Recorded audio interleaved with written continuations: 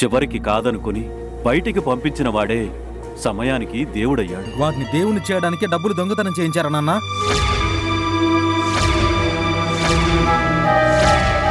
ఏంట్రా, ఏం మాట్లాడుతున్నావు?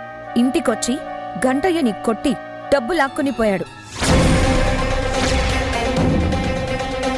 మీరిప్పుడు ఫోన్ చేసినా ఆదిత్య ఫోన్ తీయడు.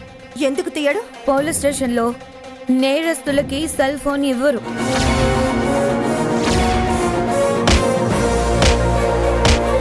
రంగుల రాట్నం అలా మొదలైంది. సోమవారం నుంచి శనివారం వరకు మధ్యాహ్నం 1 గంటకు మీ ఈటీవీలో.